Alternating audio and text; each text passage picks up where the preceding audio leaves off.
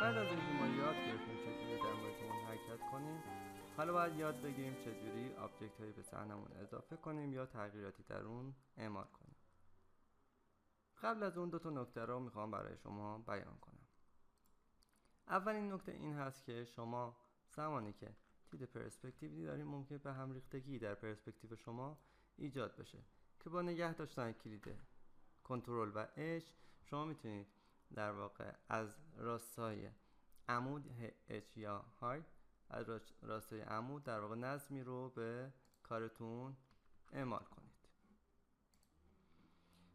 یا میتونید با نگه داشتن کلید اچ که توی در واقع ارتفاع تغییراتی داشته باشه که به اون میرسید. کنترل اچ.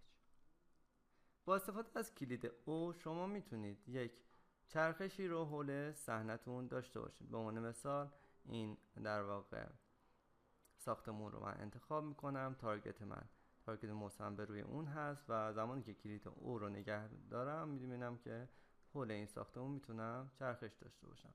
میتونم این تارگت رو انتقال بدم به این قسمت، روی این افراد زوم کنم، سمت جلو حرکت کنم و روی اونها او رو نگه دارم و حول این افراد، حول تارگت خودم در واقع اوربیت رو داشته باشم.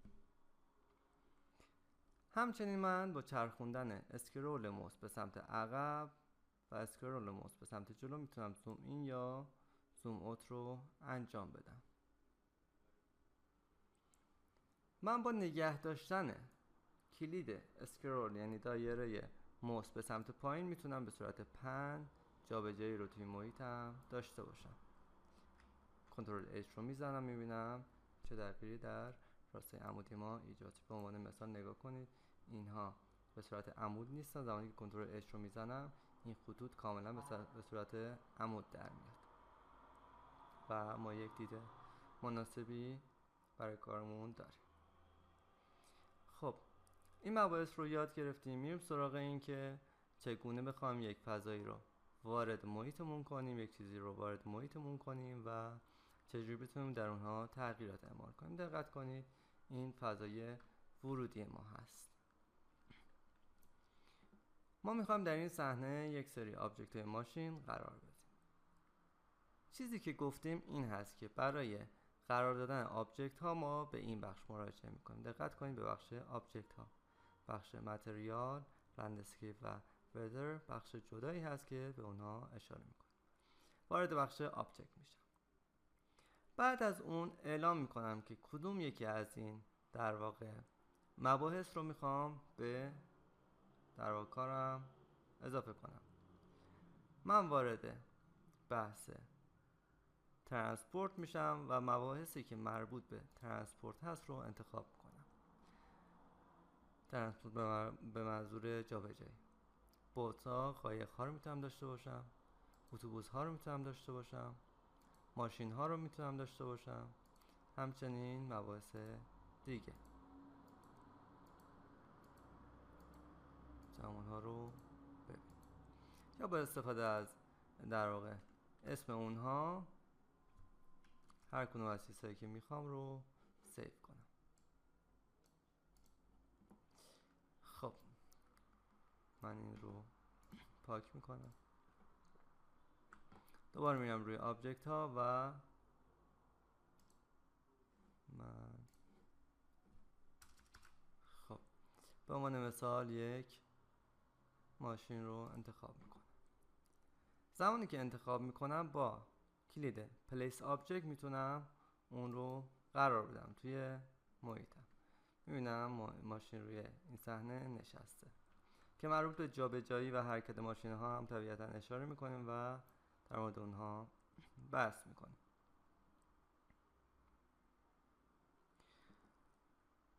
من میتونم این ماشین رو با نگه داشتن روی کلید موو جابجا کنم. ببینید همه اینها یک پیوت دارن که زمانی که روی این پیوت میریم نوع موس من هم شبیه موو میشه و میتونم اون رو جابجا کنم. کاملا میتونم ببینم که به چه شکلی داره جابجا میشه. جابجایی های من یک سری در واقع پلیس هایی رو داره، یعنی زمانی که من روی احجام برم شناسایی میکنه احجام رو و در بالای اون سطوح قرار میده. به عنوان مثال اگر من میخوام روی یک این ساختمون چیزی رو داشته باشم، طبیعتا این ماشین جاش درست نیست، ولی میتونه اون رو شناسایی کنه و دقیقاً جایی که میخوام پلیس کنه. اگر بخوام یک درختی رو ایجاد کنم به بخش فضاهای طبیعی وارد میشم و به همون صورتی که ماشین رو وارد کردم سلکت آبجکت درخت‌ها رو میبینم و دسته‌بندی اونها رو. یک گزینه فیوریت هم تو این بخش دارم. فیوریت مباحثی است که مورد علاقه من هست و اونها رو میتونم در این بخش فیوریت داشته باشم. به عنوان مثال من از مثلا این درخت خوشم میاد، فیوریت رو میزنم، میبینم از این به بعد این درخت در این بخش هست و من میتونم اون رو اعمال کنم. این درخت در کنار این ماشین قرار گرفته، جای اون رو کمی تغییر میدم. میتونم سایز آبجکت رو بزرگ یا کوچیک کنم، اسکیل کنم اون رو. میتونم ارتفاع اون رو تغییر بدم، به سمت بالا ببرم یا به سمت پایین. میتونم اون رو روتیت کنم. دقت کنید زمانی که روتیت میکنید هر جهتی که مثلا به سمت شمال میبینم یک پرش کوچیکی انجام میشه و این به اسم اسنپ هست، یعنی یک پرشی در این قسمت ایجاد میشه. زمانی که شیفت رو نگه دارم دیگه این اسنپ ایجاد نمیشه و به راحتی میتونم اون رو بچرخونم. شیفت رو رها کنم میبینم در جهت های اصلی یک پرشی ایجاد میشه که به اون اسنپ بگم. من میتونم یک منو برای اون باز کنم و مباحثی رو مربوط به سلکت کردن و ترانسفورم در اون داشته باشم. میتونم ادیت کنم و ادیت کردن من در واقع مباحث متفاوتی داره که به اونها اشاره میکنیم. میتونم اون رو پاک کنم و یا گزینه بک رو بزنم.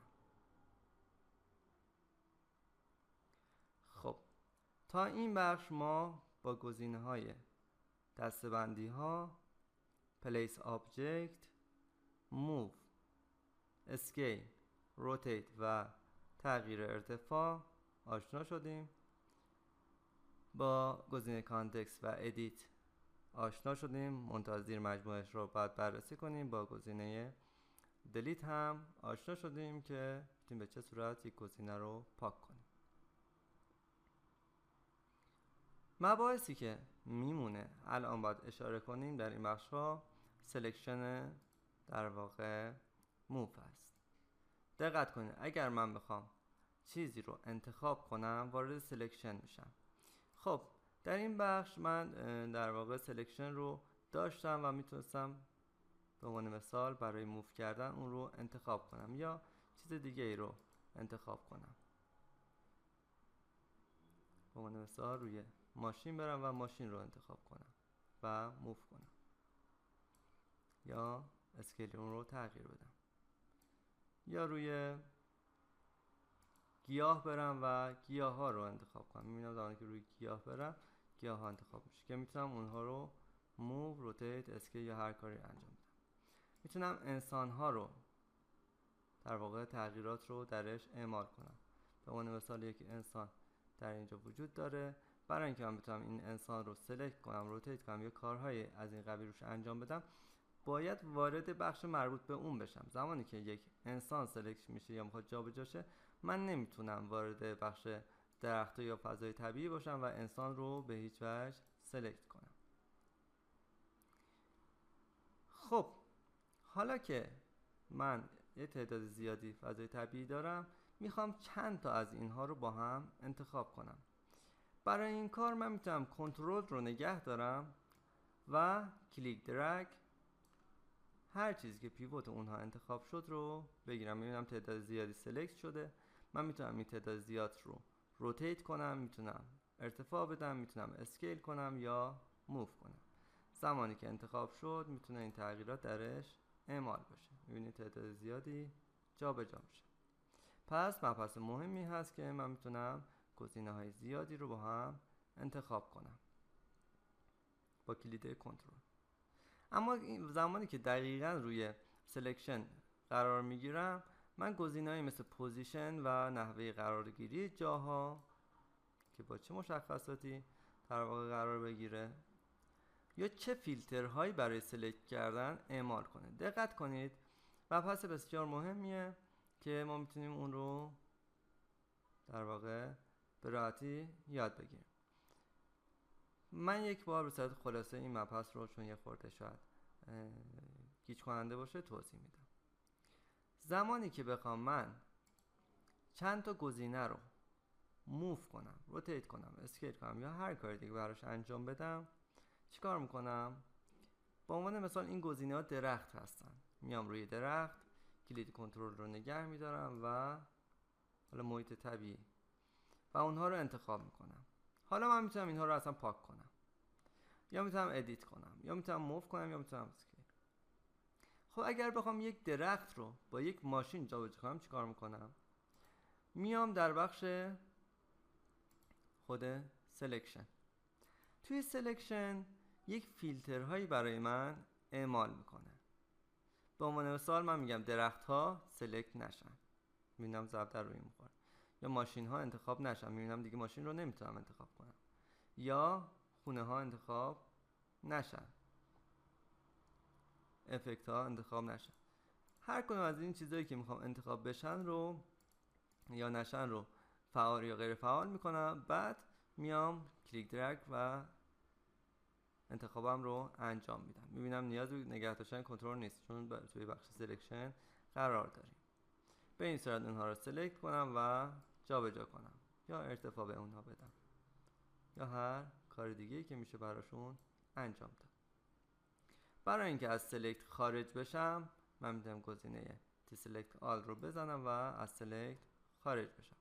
دوباره برگردم توی پلیس مود خودم و همون مباحث رو دوباره داشته باشم.